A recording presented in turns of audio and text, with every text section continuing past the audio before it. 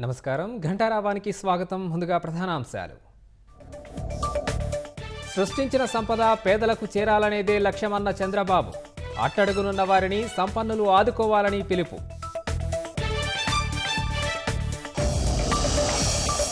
అధికారంలో ఉన్నామని గర్వం వద్దన్న లోకేష్. కలిసికట్టుగా ప్రజల కోసం పనిచేద్దామని పిలుపు.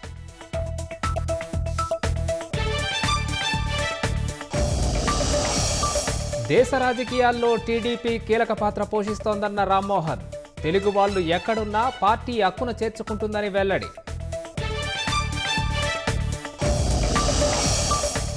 ఛత్తీస్గఢ్లో ఎన్కౌంటర్పై స్పందించిన అమిత్ షా. శాంతి అభివృద్ధితోనే మార్పు సాధ్యమని హితవు.